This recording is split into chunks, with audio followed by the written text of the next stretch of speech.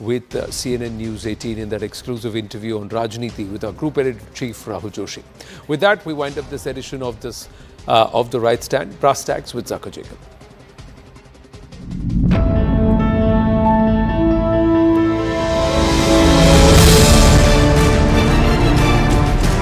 Amethi, which the Gandhi family has held, or one of its close associates has held, consecutively from 1980 onwards. The fact that they've not even named their candidate for Amethi, while Rahul Gandhi today filed his nomination from Wayanad, as they say in this part of the world, wo to maidan chhod chuke hain. Are you trying to say that Mr. M.K. Stalin is either lying or being economical with facts? Secondly, are you trying to say that your partner in the India alliance, your partner in Tamil Nadu, the DMK is wrong in putting it as part of its manifesto that they'll take back Kachati? You know, the message that is going out is that the Chief Minister is clinging on to his chair in a most unethical, immoral manner, politically unprecedented in India, because he doesn't trust anybody else. Is the Gandhi stand prepared to even sacrifice his party's and India bloc's commitment to fly the flag of secularism to survive the BJP's predicted juggernaut?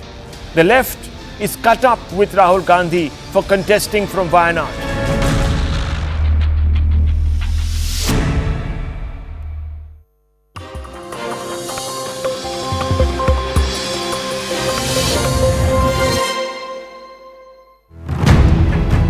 देख रहे हैं कि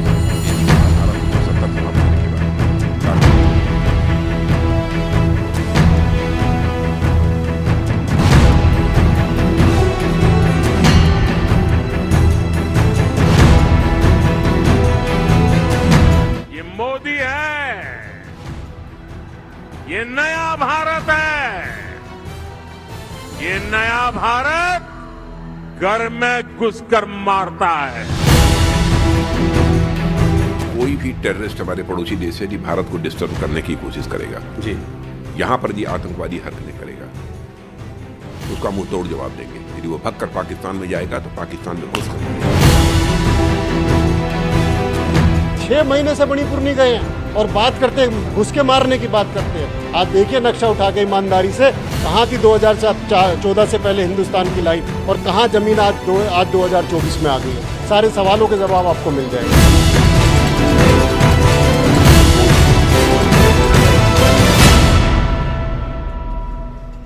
Good evening, this is Brass Tacks. I'm Zaka Jacob. The Guardian newspaper has reported that India has knocked off at least 20 terrorist operatives who are working on Pakistani soil under the cover and support of the ISI and the military establishment there since 2020. The government of India says none of this is true and that the government is committed to ensuring that there is no violation of any other nation's territorial integrity or sovereignty. Pretty much similar to what the government of India said, the MEA said in the aftermath of the killing of Hardeep Nijjar, as well as, of course, the alleged attempted assassination on the Gurpant Singh Pannu. Now, yet, the Defence Minister Rajnath Singh today made it clear that if there's any truth to this Guardian report, then it's evident that the Modi Sarkar is not hesitant to, as he put it, ghar mein ghus kar marne ke liye. This was a theme that we heard during the 2019 Balakot strikes as well. Is this going to be a new template in dealing with an adversarial neighbor like Pakistan? कल ही जो है guardian foreign publication है guardian, उसमें एक article आया है, उसमें कहा है, उस आर्टिकल ने कहा है कि जो है भारत ने पाकिस्तान की धरती में 20 लोगों को, 20 इंडिविजुअल्स को, टेररिस्ट को जो है पिछले कुछ सालों में मारा है, उन्हीं की धरती में जाके मारा है। और जो है इस पर तमाम क्या कहते हैं, उन्होंने बहुत रिसर्च की है, बहुत लोगों से बात की है।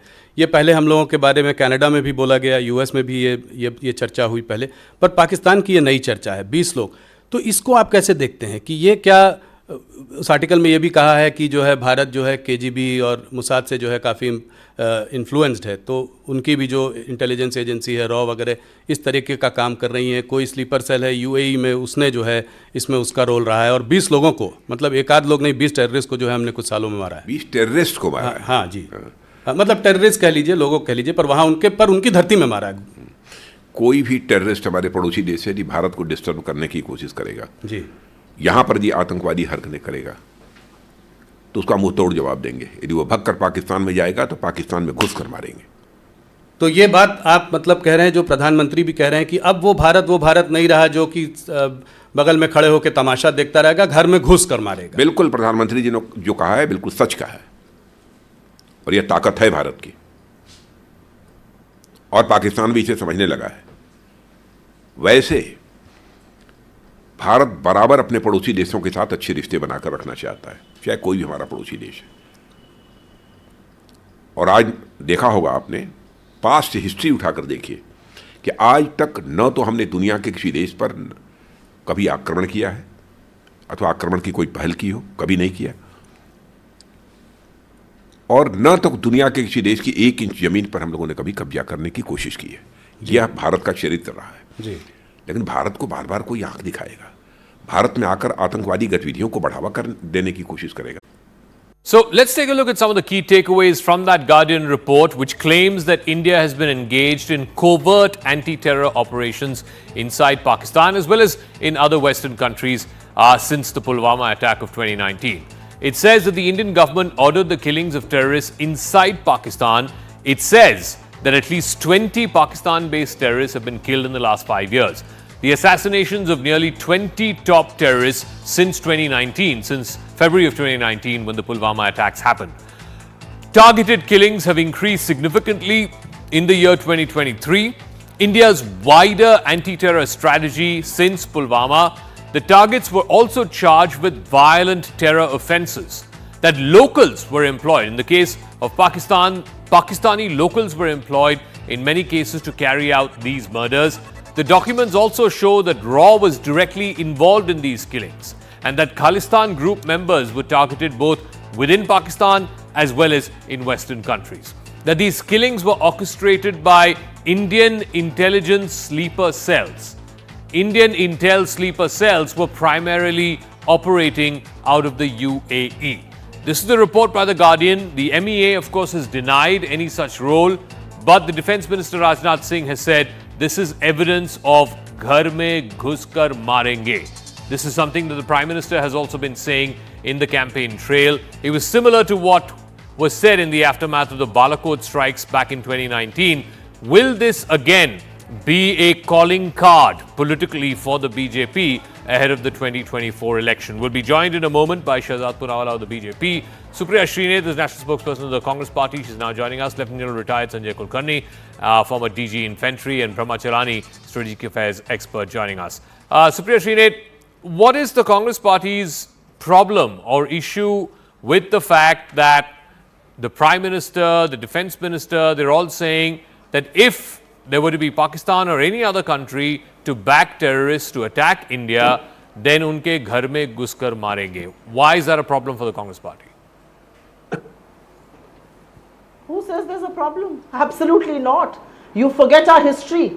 We don't talk empty talk. We walk the talk.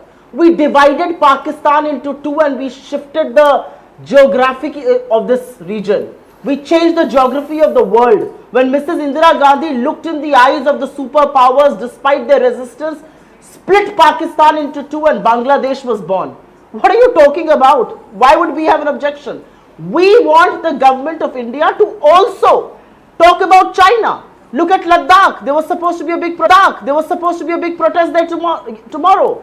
Internet has been suspended. Section 144 has been imposed. Ladakh is out on the streets. And what are they demanding? They're demanding two things, which is one, inclusion under 6th schedule of the constitution, and the other, to teach China a lesson. They have proof, and people there have been on fast to say that China has entered our territory, has occupied almost 4,000 square kilometers of our territory.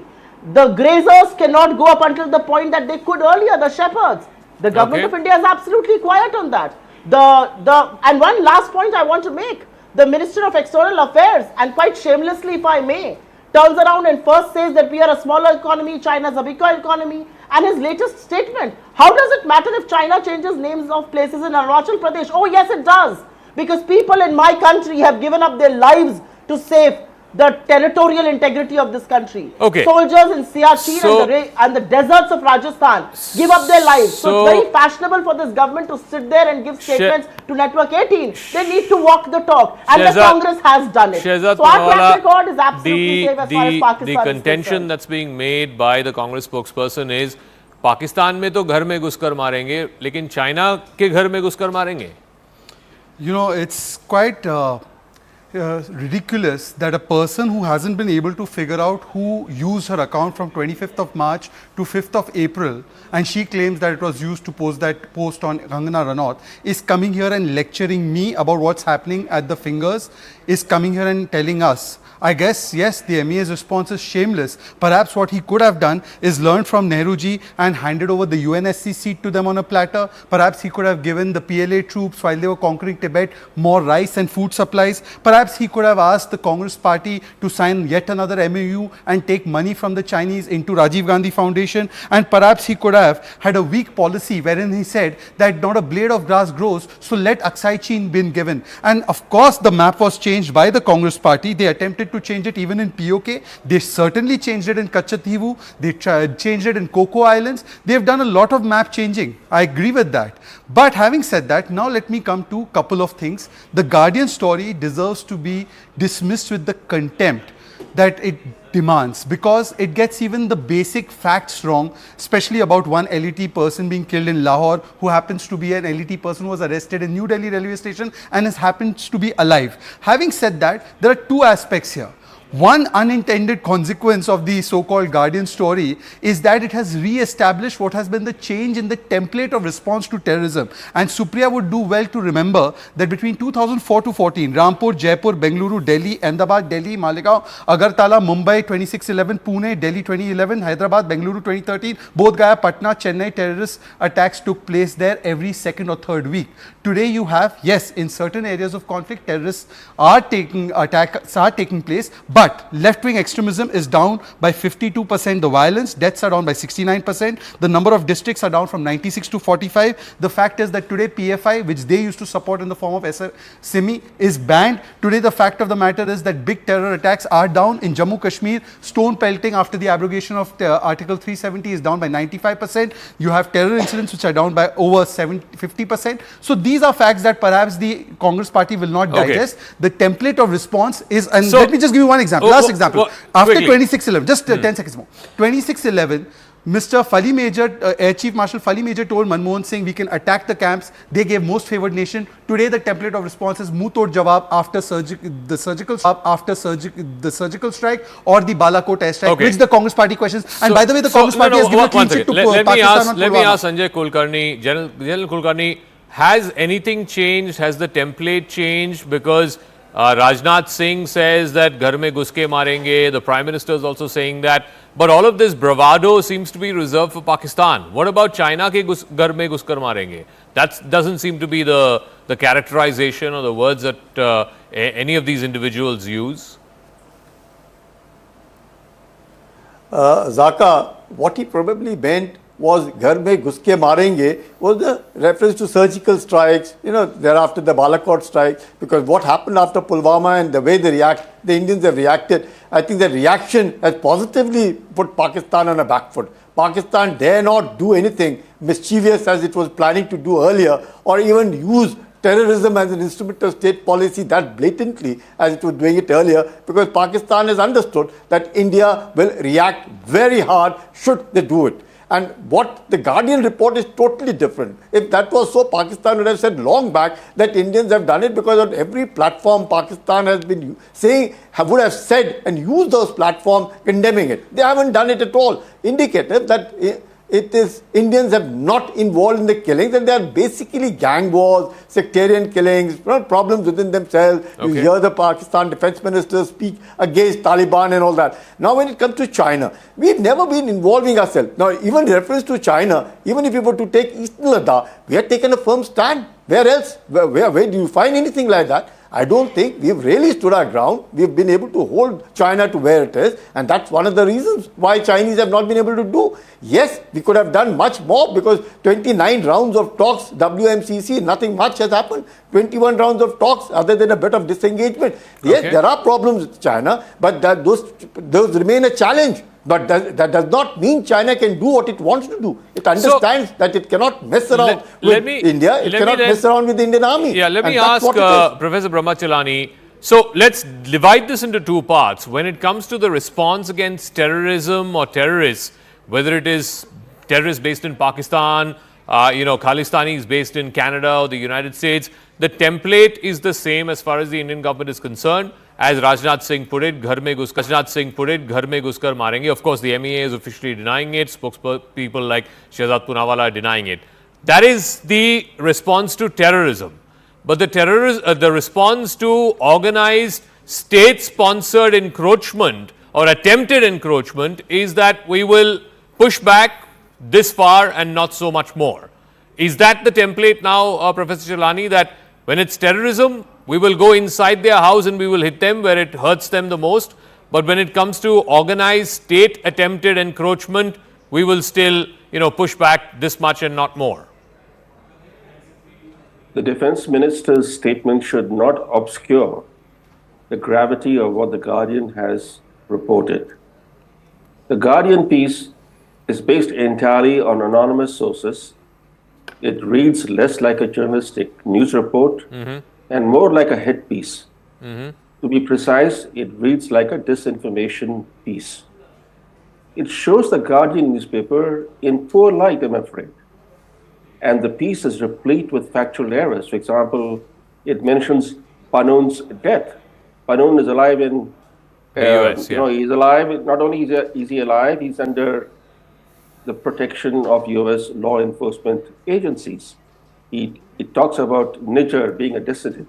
The fact is that Niger is wanted in India for terrorist crimes, including a cinema bombing that killed a number of people. And there was a red corner notice against him by the Interpol. But the fact is that, and I think one other point that I want to emphasize, it strains credulity that this New Delhi-based reporter of The Guardian spoke to Indian intelligence officers who incriminated their own intelligence agency in the cross-border killings. The whole piece is so amateurish, and we are giving so much importance to this kind of poor journalism. As I said, it's a hit piece. No, if I may ask you, if as you say it's a hit job, what is the target of this hit job? And coming as it does a few weeks before the election, what's the attempted sort of intent here, if you will? The attempt, of course, is to target India. As we have seen the Canadians do it, then the Americans did it, the British also are at it, that India is becoming, quote unquote, a rogue state that's carrying out extrajudicial killings on foreign soil. That's the message that is being sought to be conveyed. Unfortunately, what this does in the middle of an election season in India, and I'm not trying to wade into domestic politics, this is going to only help the BJP's election campaign because it presents the Modi government as strong on national security. Obviously, the Western intelligence agencies that are involved in this kind of targeting of India don't think through as to what they're doing. What are the implications of what they're doing? But obviously, we are seeing some interference in India's election process, and we're seeing several statements that have come out from Washington, including on this Citizenship Amendment Act, more recently on Kejriwal's arrest. These are statements that amount to interference in India's election process. Let's for a moment leave aside, whatever the diplomatic fallout or the diplomatic ramifications are. I want to just deal with what could be the domestic fallout of this. And Supriya Srinath, we saw this in 2019 and we're seeing this again in 2024, that when it comes to matters of national security, the Modi government, for better or worse, has this perception that they are willing to go to great lengths to hit at India's enemies, whether they are in Pakistan or in Canada or the United States, and surely domestically, just before the election, that plays well into Mr. Modi's potential vote bank.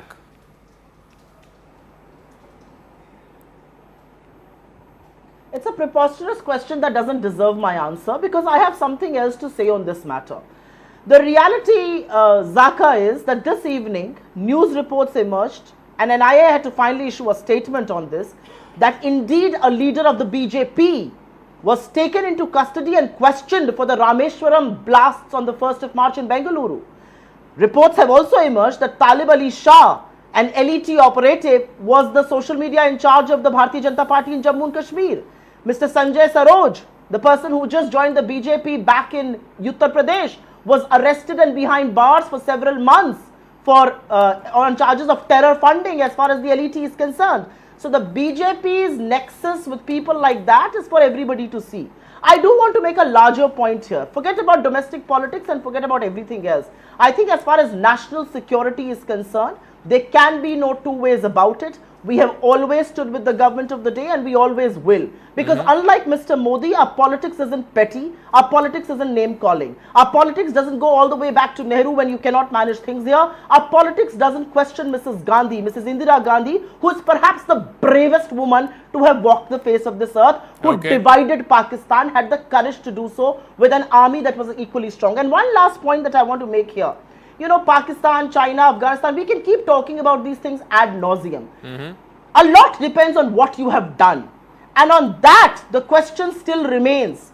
After the supreme sacrifices of our forces in the Galwan Valley, some 20 rounds of talks with Corps Commander level, what has happened? Why have we not restored status quo ante April 2020 in Ladakh? Why is Ladakh internet suspended today? Why is Ladakh under imposition of Section 144? You can say and do whatever you want against Pakistan, 20 plus rounds of talks after Galwan, and there's no resolution. Why aren't you going back to pre-2020 position as it existed? Unlike Supriya, I won't run away from your question and go on to a rant, but I will answer that in the next 20 seconds. But first, let me call out Supriya's lies. She said that we stand with the government on national security. Surgical strike was announced not by the government, but by the DGMO. They said it is Khoon ki dalali. They asked for proof.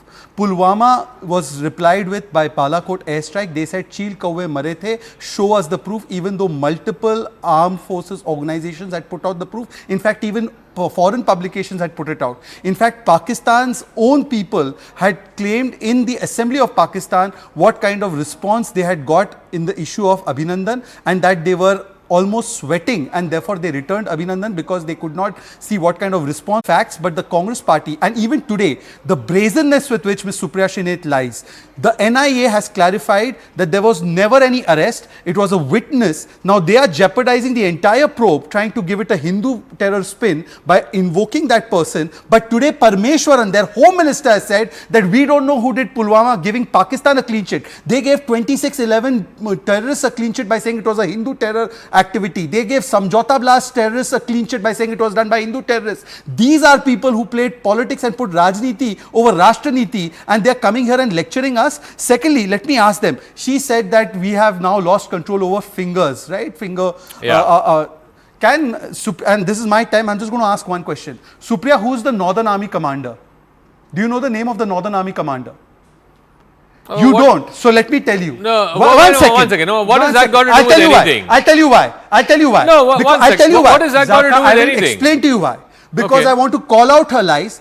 Supriya Shrinate, who doesn't know who has access to her account, is overriding the statement made by YK Joshi, who the Northern Army commander, and I'm quoting to you. No, one second. Let me quote to you what YK Joshi said. Mr. Shehzad, YK Joshi was the Northern Army commander 2 years ago. He retired 2 years ago. This is of 2020 you asked me. So what is the point you're making? I'm telling you the point. Now let me... You asked who is the Northern Army commander. Mr. Joshi has been retired for the last 2 years. Sir, you didn't say that. You didn't say that when you asked the question. 1 second. What is the point you're making? I'm talking about. No. What is the point you're making? I'm making the point. If you stop interrupting. No. What is the point you're making? Yes, I'll tell you. Oh, okay. 1 second. Who is the current? No. 1 second. Who is the current Northern Army commander? Are we talking about? No. I'm asking you. Shehzad, I'm asking you. I'm asking you. Since you asked the question, who is the current Northern Army commander? Who is the current Northern Army commander? I'll tell you. Who is it? I'll tell you. No. Don't Google. Don't Google. No, don't Google, Shahzad, don't do this. No, don't do this. It is Upendra Don't Dwivedi. I have not Google. Googled it. Don't I have Google. not Googled it. No, It's all don't in the Google. documents. Don't Google. I'll tell you why I said it. I come back, viewers. Upendra Who the Northern Army commander is has no material reference I'll to what tell has you happened why- with China for the last 4 years. I'll tell you I don't know why- why he brought up that question. I'll tell But you anyway, why. go ahead. But you interrupted me. No, I'll tell you go why. ahead. We were talking in the context of 2020. I Okay. of course know it's Upendra Dwivedi today. I am talking about 2020. She said that we've lost control, and I am telling you the statement of YK Joshi. That was the statement which was on. The statement is very clearly that we have now pushed them back beyond finger 8, and the Okay. entire landform is ours. I was quoting 2020. Zaka, please don't try to portray that I did not know. She in fact Googled it right now, and she's quoting her sources. She doesn't know who accessed her account, and she's telling us that we've lost control over A or B. Okay. We have lost control over Aksai Chin Supriya. because of her. We have lost control over Kacha Tivu because of the Congress. Now Mr. let me make Nehru my gave larger away point. 65,000 square kilometers. What is the Congress party talking about? Mr. Modi losing territory And what to about China. the state? One second. Let her One respond. second, Zaka. No, let her me respond. finish. You Zaka, asked let the me question. finish. No, one No, second. 10 Come on. seconds more. Shahzad, Zaka, because one you second. interrupted me. Well, let her Because you respond. interrupted me. Let her Zaka, you respond. interrupt- No, let Zaka, her you respond. interrupted me. You Let me asked have a 10 question. seconds. She didn't Let have the me- answer. you I asked you a interrupted me. question. You Zaka, didn't have you the interrupted answer. me. Now Give me you 10 asked a seconds. question. Just Let 10 her seconds. respond. 10 seconds more. Okay, 10 10 seconds. Zaka, you interrupted me on the question I asked, which was relevant about the Northern Army commander. I still don't think it's relevant, but go ahead. Yes, Yeah. but you did not correct her and tell her that the BJP leader was not arrested in Rameshwaram blast case. That it was the NIA that put out a clarification that he was called, that there was a witness that he was asked. He was not even detained. But you did not correct her. Okay. You asked me No, one who's the second. current army commander in northern sector, but you did not call her lies out. Let me put This the is facts. that bias Let me and put the difference facts. that Let you me show. put the facts, Shahzad Poonawala. I'm sorry. You know, you did can not do talk this. You about can the do this with Parmeshwaran other anchors, statement. Yeah. not with me, because I'm very, very solid with my facts. But The did you call her out for the lie? gentleman you are referring to, the gentleman, in fact, Supriya Srinath brought into the debate, was arrested by the Bengaluru police, not as an accused, but he was brought into the investigation as a witness. Okay, so let's leave that aside. I don't know why. she No, not I don't lie? know. Did I she don't know not why lie? you're bringing the Did the Rameshwaram Congress blast here. not lie? I don't know why she's also brought in the Rameshwaram blast. But anyway, And what about the statement of Parmeshwaran? Supriya Srinath. What about the Okay, statement of Home go Minister ahead. Yes, Parmeshwaran today? Mr. Parmeshwaran is the Home Minister of Karnataka, Congress ruled state. Supriya Srinath, please explain why the Home Minister of your state Giving ruled by clean chit to the Pakistan. Congress party is giving the clean chit to Pakistan of all countries when it comes to Pulwama. Please respond. Yes, Supriya Srinath. The last thing that I have time for this evening, is an intemperate little boy having a meltdown on air because he quoted some wrong facts. I'm here to answer your question. You owe the people of this country, yeah. Forget about the boy or girl. I'm not here to listen to people's Please tantrums. respond. Will give me a People chance of the to- I am not country here are to listen to watching. people's tantrums. Please don't People of the intervene. country are watching, Supriya. You owe an that's answer to exactly. them, not to Shehzad or to me. Now go ahead. Each question of yours, which question have I run away from? The Parameshwara question. The Parameshwara question. Who's shrieking and yelling and shouting. The Parameshwara question. I'm answering that question for you. Yes, the please, reason ma'am. why I brought this up is very good. I'm answering that question for you. The reason why I brought this up is because the BJP has a consistent link with people associated with terror. I also named two other people. Sanjay Saroj, wasn't he behind bars for several months on charges of terror funding the LET? This is going to be wasn't allowed. Talib Ali Shah the man who was I'll arrested give you a chance finally to respond. of BJP social media in charge in Jammu and Kashmir? He was. So I am going to bring these things up. And it's important for people to know what the BJP does and what it doesn't do. Whether it's No. Andrea One Abbasi, second. who was their face in One second. Jammu and Kashmir What for is Beti any Bachao, of Beti this? Padhao. One second, please What let is me finish any my of fact. this, Supriya Srinath, and I'm going to ask General Kulkarni and Professor Brahmacharani also this. But you are going What to does give a any response. of this, I'll come to you, Shahzad, give me 1 second. What does any of this have to do with the fact that back in 2008, when Mumbai 26/11 happened, Fali Major, who was then the air chief, said we have the capability to go across the border and hit Pakistan. And apparently at that time, the government of the day, led by Dr. Manmohan Singh, did not give the go-ahead. For whatever reason, I don't know what they doubted, whether it was capability or diplomatic fallout. I don't know what the reason was, why they didn't give the go-ahead. But the fact is, history will record this, that the go-ahead was not given to go inside Pakistan and hit Pakistan. And General Kulkarni was in service at that time. So maybe he knows a thing or two more than all of us on this panel. I think you have answered the question. Let General Kulkarni answer, No, please. I think you have answered Yeah, I will. No, 1 second. Well, I'll come back. Have as a response. Yeah, I will, Shahzad, but let General Kulkarni respond on the whole 2008 question, because that is the significant difference. The Modi government's contention is the response to terror is different because abhi hum ghar mein ghus ke mare hain, whereas with the Manmohan Singh government or previous dispensations, they were always scared to cross the Rubicon, as it were. General Kulkarni.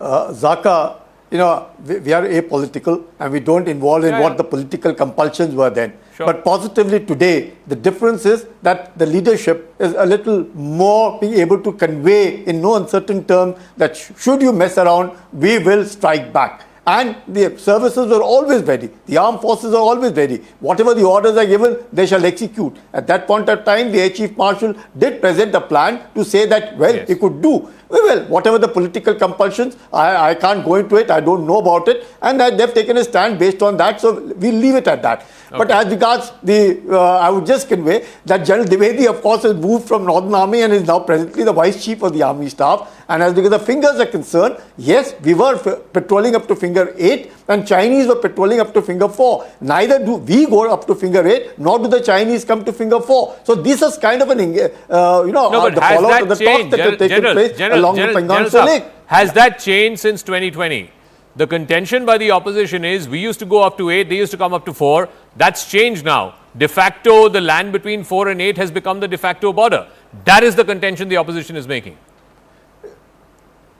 No, it's not border, Zaka. It's not border. De facto. The entire land can be seen from our end. We have another end from which we can observe everything. Yes, only thing is we are not practically patrolling up to finger 8. Okay. And neither are the Chinese coming from finger 8 to finger 4. That's where it is. And therefore, I wouldn't even call it a no man's land, an agreement in which we would not go. Shehzad, then you can see, of course, I can see finger 8. They can also see. Okay, Shehzad.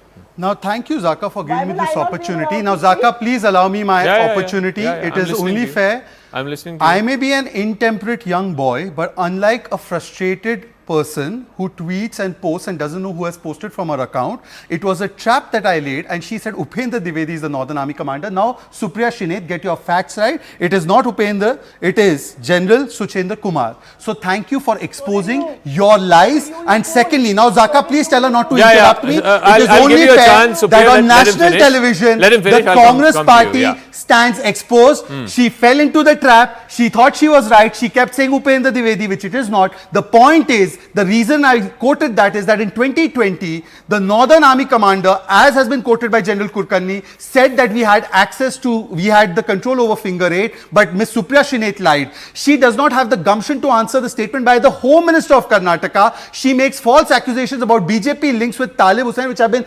completely debunked. She quoted wrongly about what the NIA has done vis-a-vis the person who has been called as a witness, not as an accused. But she doesn't tell us that why is it that her party leaders supported Afzal and Yaqub. Aslam Sheikh, a minister in the Maharashtra government, supported Yaqub, wrote a clemency letter for him. Lalu Prasad and Mulayam Singh Yadav both supported Simi and said that the ban on Simi was wrong. She does not tell us that how she took 2 days to condemn the support of SDPI for the Wayanad candidate Rahul Gandhi, and they called the army chief and the first CDS of this country, Sadak Ka Gunda. Supriya Shinath, the last thing I need lectures on from you is about national security. So keep your frustration to yourself and take it from a young, intemperate boy. Supriya, respond. She got the Northern Army commander wrong. Let her respond. How about that? Let her respond.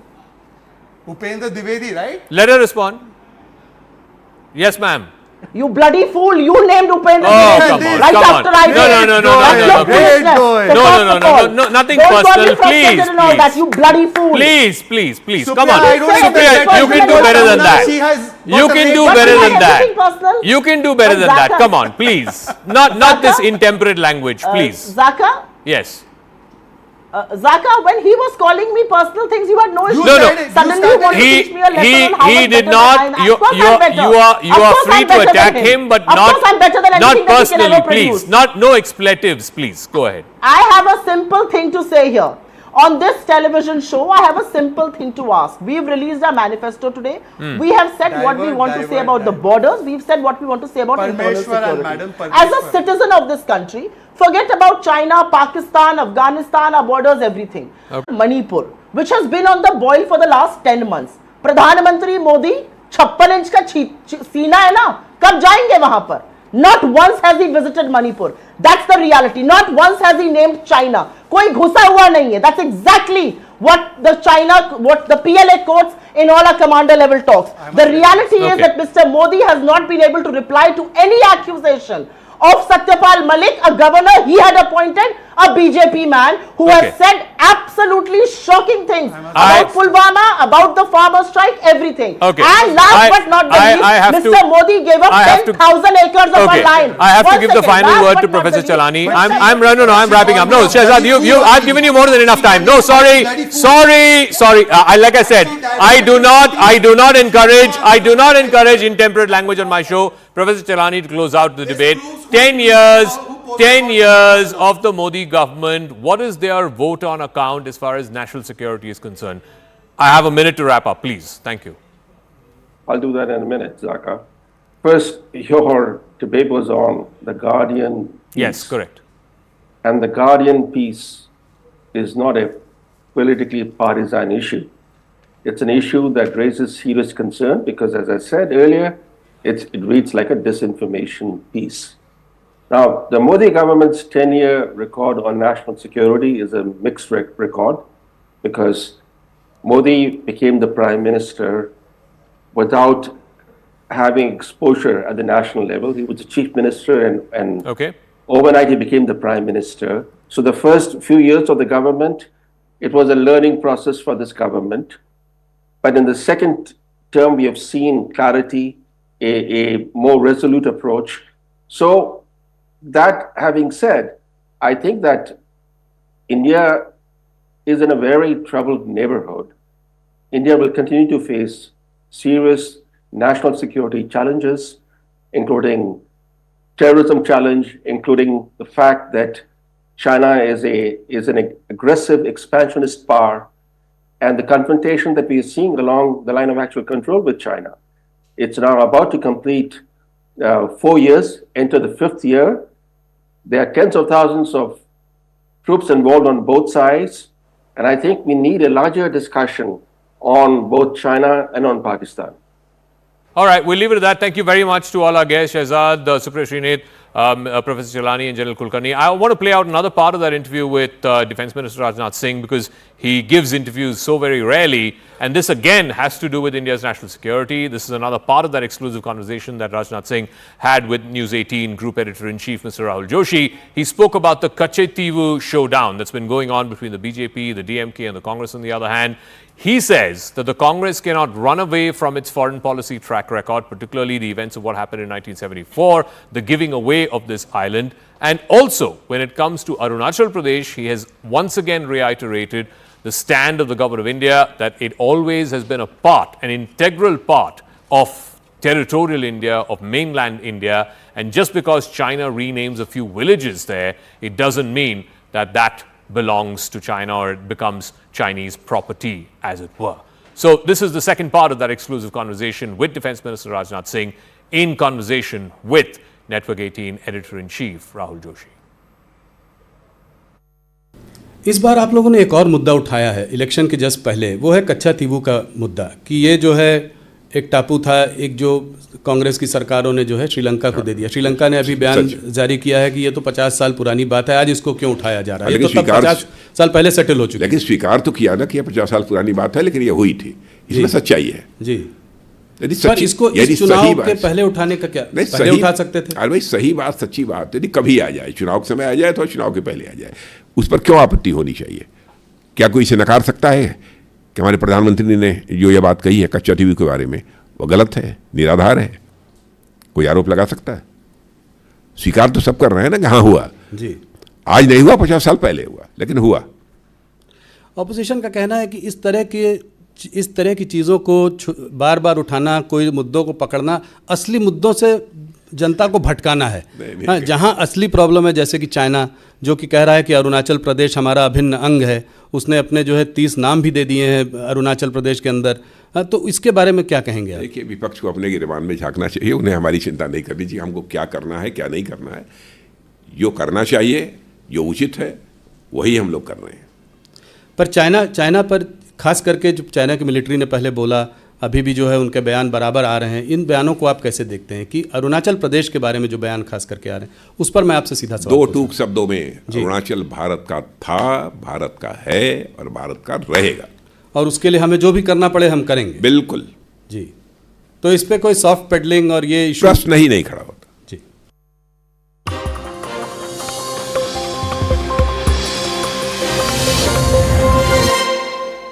presented by Raja ji, China से थोड़ा पाकिस्तान की ओर मुड़ते हैं।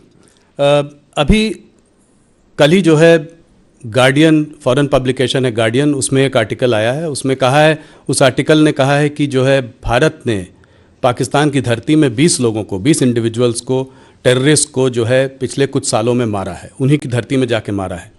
और जो है इस पर तमाम क्या कहते हैं, उन्होंने बहुत रिसर्च की है, बहुत लोगों से बात की है। ये पहले हम लोगों के बारे में कनाडा में भी बोला गया, यूएस में भी ये चर्चा हुई पहले, पर पाकिस्तान की ये नई चर्चा है, 20 लोग।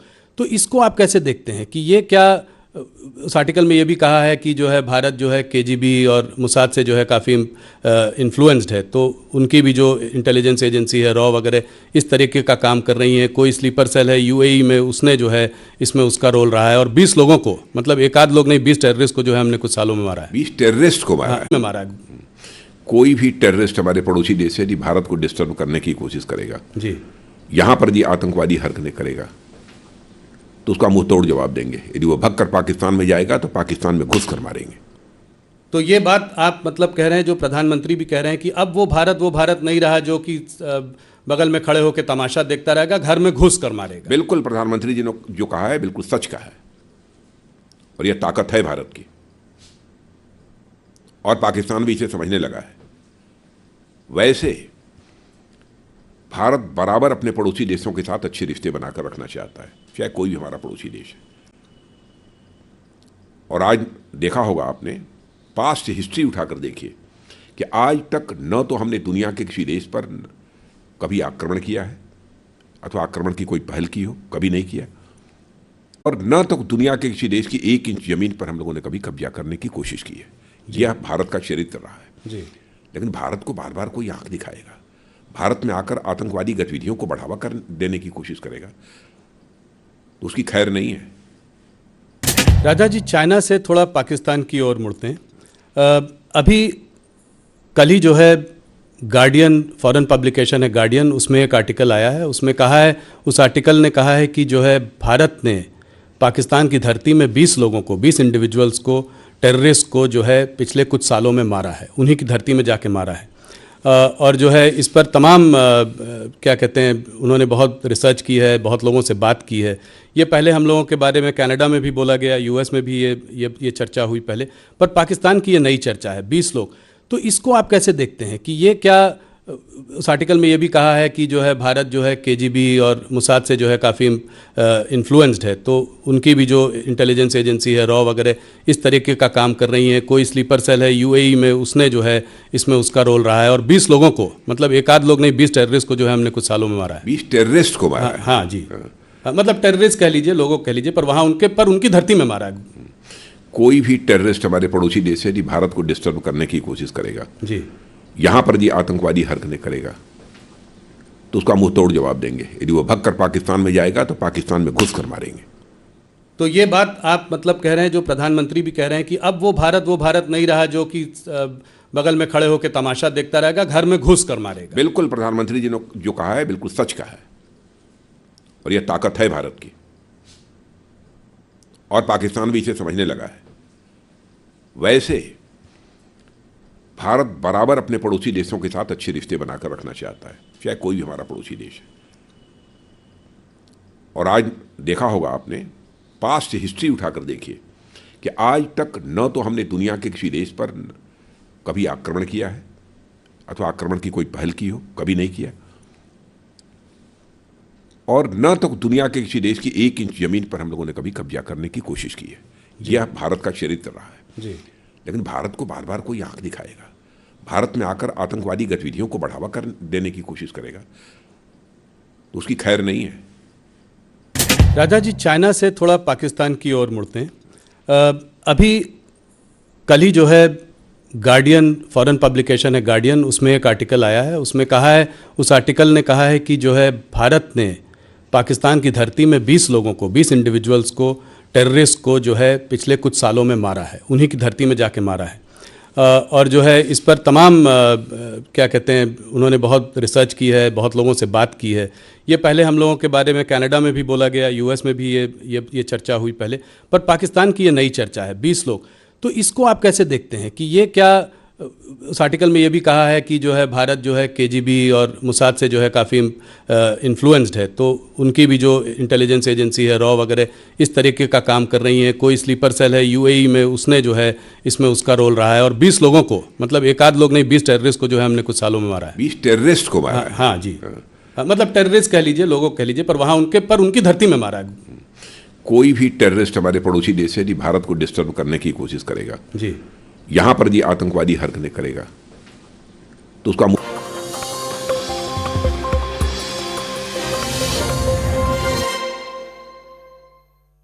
Iranian officials have condemned Israel's airstrikes on an Iranian embassy compound in Damascus, Syria. It killed 3 top Iranian commanders.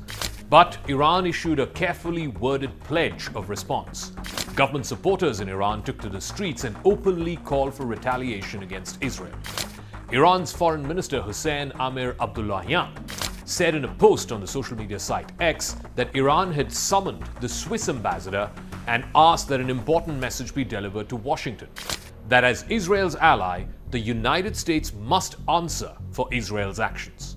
Switzerland acts as an intermediary in the absence of any American representative or formal diplomatic relations between Tehran and Washington. The spokesman for Iran's parliament, Syed Nizamuddin Mousavi, told Iranian state media that an appropriate response to what Israel did in Damascus is a national request of the people of Iran. The strike on one part of the Iranian embassy complex in Damascus killed 3 top generals of Iran's Al-Quds force, as well as 4 other army officers. This makes it one of the deadliest attacks in the shadow war that's been going on between Tehran and Tel Aviv for a number of years now. But on Crux Decode, is this attack on Damascus different? Will Iran be forced to respond and be seen as doing so? And if it does it risk getting involved in a much wider Middle East regional war? The Israeli military declined to comment on the strike, but 4 Israeli officials who spoke to the Western press acknowledged that Israel had indeed carried out the attack. The covert war was previously including Israel's targeted assassinations of Iranian military leaders as well as Iranian nuclear scientists. In return, Iran has used foreign proxies to strike against Israeli interests, most notably in Iraq, Syria, and also from across the border in Lebanon. Now, though, it is increasingly being fought out in the open as tensions between Tel Aviv and Tehran have intensified since Israel and Hamas went to war back in October. Israel, on the very first day of this attack, blamed Iran for proxy funding Hamas, which was the group responsible for the October 7th attack. The attack in Damascus killed Mohammad Reza Zahedi, who was a senior commander in the Al-Quds force. General Zahedi oversaw the Quds force's covert operations in Syria and in Lebanon. Also killed in the strike were General Muhammad Hadi Haj Rahimi, a deputy commander in the Al-Quds force in Lebanon and Syria, and second in command to General Zahedi, as well as General Hussein Aman Alahi, who was responsible for the Quds force's military operations in the wider region.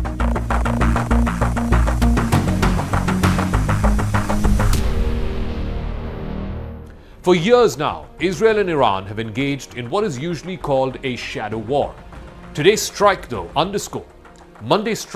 underscores the fact that this is increasingly a misnomer. Tensions between Tel Aviv and Tehran are increasing on multiple fronts. This is no longer a shadow war, this is an open war. The strike, according to at least 2 members of Iran's Revolutionary Guards, targeted a secret meeting in which Iranian intelligence officials were meeting with Palestinian militants. They were there to discuss the war in Gaza. Among them were the leaders of the Palestinian Islamic Jihad, which is also a group that is funded by Iran.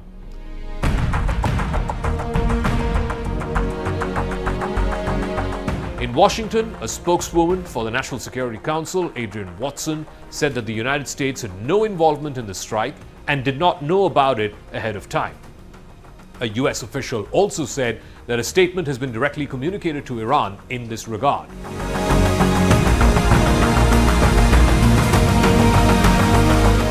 Meanwhile, in Iran, in several cities across the country, including in the capital Tehran, as well as in places like Tabriz and Isfahan, large crowds gathered waving Palestinian as well as Iranian flags. They were demanding revenge, chanting slogans of death to Israel and death to America. Enraged crowds warned that if the supreme leader Ayatollah Ali Khamenei declared jihad against Israel, then no army can then hold Iran back. The strikes in Damascus coincided with two major holidays in Iran. There was a religious Shia holiday commemorating the killing of Imam Ali, who's the son-in-law of Prophet Muhammad and the founder of Shia Islam. It was also the National Day of Nature, which is celebrated by going outdoors on the 13th day of Nowruz, which is the Iranian New Year. Some opponents of the Iranian government gathered in parks in northern Tehran. They carried out night vigils and celebrations, including picnics and dancing and singing, until the security forces had to disperse them. Iran's UN ambassador Amir Saeed Irwani said in a letter to the world body that the attack on diplomatic buildings was in violation of international law and in violation of the UN Charter. He said this was a threat to peace and stability in the region. It does still remain unclear what next steps Iran would take in response to Israel's strikes. Whether it would directly target Israel in a military attack. If it does that, then that would risk a broader war, not just with Israel, but would also drag in the United States. A much more contained strategy would be to continue fighting through the terror groups that Iran supports in the region. And these terror groups include both Hamas and Hezbollah, which in southern Lebanon has also been targeting Israel since the beginning of this war. Hezbollah, which is the Lebanese Shia militant group that is backed by Iran, also put out a statement, and I quote from it, "Without doubt, this crime will not go without punishment and revenge against the enemy," unquote. But here's Iran's catch-22. Targeting a diplomatic facility is akin to targeting Iran on its own soil. It's an attack on Iranian soil, or at least will be seen as one. Failure to retaliate against this attack would undermine Iran's military presence in Syria. But here's the catch, that if they do respond, then they will fall into the trap that they think Israel has laid for them to get into a direct war.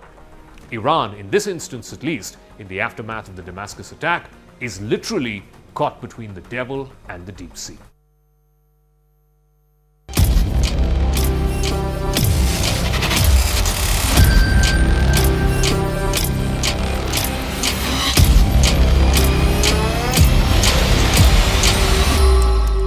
Israeli strikes on an aid convoy run by the charity group World Central Kitchen killed 7 of its workers in the Gaza Strip. It has set off international outrage, underscoring the risks to humanitarian workers working in the battle zone. The aid workers were mostly foreign nationals, 1 Australian, a Pole, 3 Britons, and an American along with their Palestinian helper. The team was traveling in 2 armored vehicles which were clearly marked with the logo of the World Central Kitchen.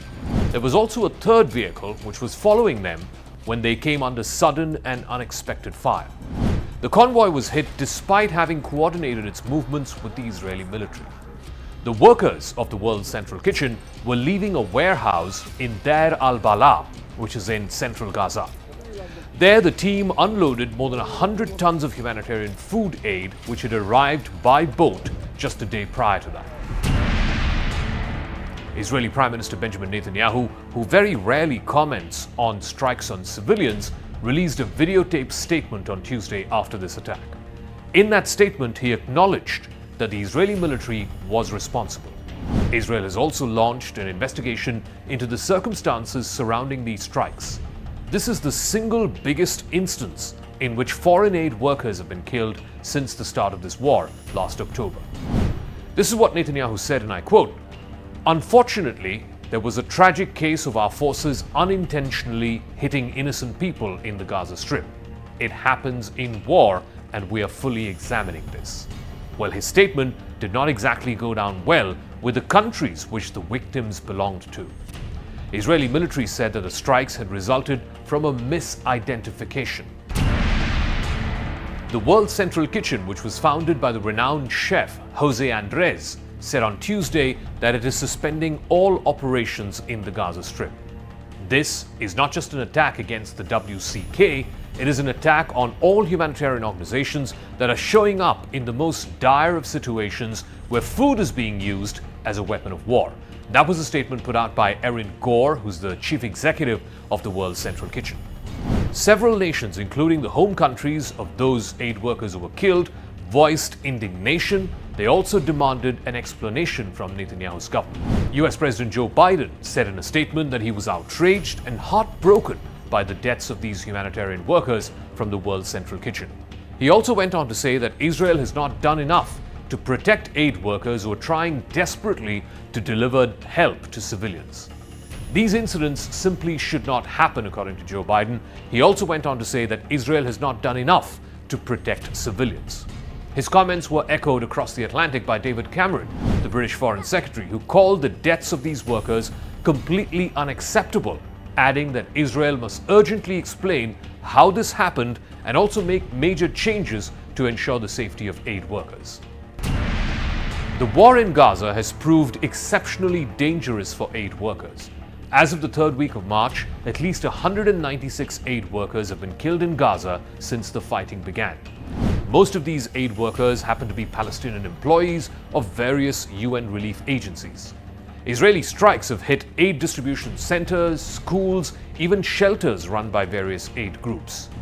Throughout the war, Palestinians and relief organizations have been repeatedly accusing Israel of bombing indiscriminately with a complete disregard for civilian casualties. That's a claim which Israel denies.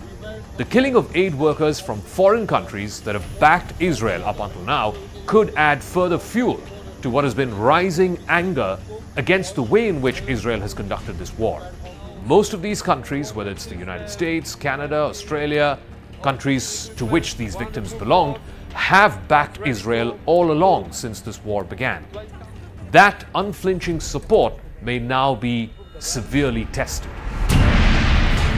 In the aftermath of the attack on the World Central Kitchen and its workers, other aid groups have said that they are also reassessing their plans in Gaza. American Near East Refugee Aid, or ANERA, has said that they're going to be suspending operations in Gaza, given the rising threats that their aid workers are facing. A spokesperson for Israel's military, Rear Admiral Daniel Hagari, has said an investigation will be carried out by the very same military body which examines all battlefield incidents. Admiral Hagari said that Israel's forces had been working closely with the World Central Kitchen to assist them in fulfilling their mission of helping bring food as well as humanitarian aid to the people of Gaza. We have been reviewing the incident in the highest levels to understand the circumstances of what happened and how it happened. We will be opening a probe to examine this serious incident further. This will help us reduce the risk of such an event from occurring again. The incident will be investigated in the fact-finding and assessment mechanism, an independent professional and expert body. World Central Kitchen had recently become an important player in the delivery of aid into Gaza. They had recently organized 2 shipments of food which arrived in the territory by boat from Cyprus. This was a maritime route that was intended to supplement whatever limited aid has been delivered by either trucks or eventually, in the last few weeks, which has been airdropped from planes. The group, the World Central Kitchen, was trying to help ease what is widespread hunger in Gaza. Palestinians, particularly in the northern part of the Strip, have been fighting starvation. The United Nations estimates more than 1 million people are suffering from starvation in the Strip since the war began. Aid groups have also said, quite unambiguously, that only a ceasefire and the opening of more border crossings from Israel would allow workers to be able to deliver enough food and other essentials to Gazans. And that, they believe, is the only way to do so without putting more and more aid workers' lives at risk. But a ceasefire is something that Israel has been loath to agree to. Multiple rounds of talks, mediated by Egypt and Qatar, have not resulted in a pause in the fighting. Israel laments the fact that any halt will only further enable Hamas. At the same time, killings like that of the aid workers will only further alienate Netanyahu's government on the global stage. Something that he has decided to sacrifice at the altar of political survival.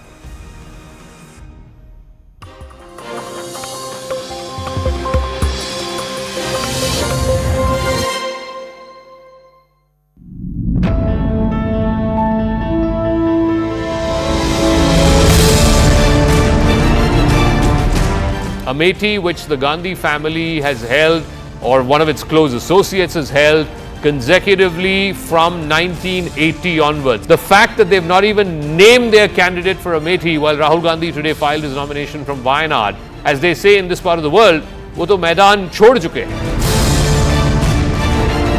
Are you trying to say that Mr. MK Stalin is either lying or being economical with facts? Secondly, are you trying to say that your partner in the India alliance, your partner in Tamil Nadu, the DMK is wrong in putting it as part of its manifesto that they'll take back Kachativu?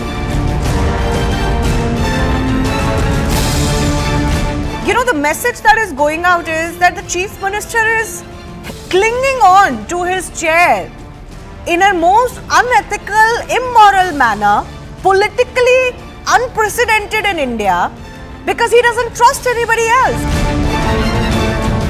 Is the Gandhi son prepared to even sacrifice his party's and India bloc's commitment to fly the flag of secularism to survive the BJP's predicted juggernaut? The left is cut up with Rahul Gandhi for contesting from Wayanad.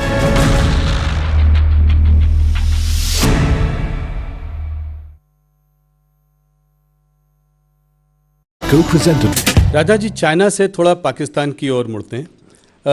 अभी कल ही जो है guardian foreign publication है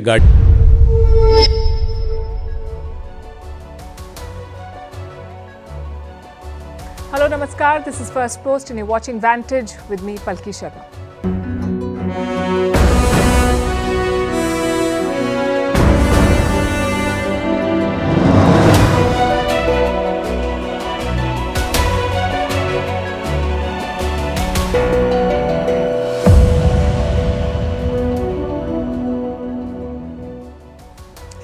Is China targeting Indian elections? Microsoft has issued a warning. It talks about how China is using technology to disrupt democracy, and the target list is not limited to India.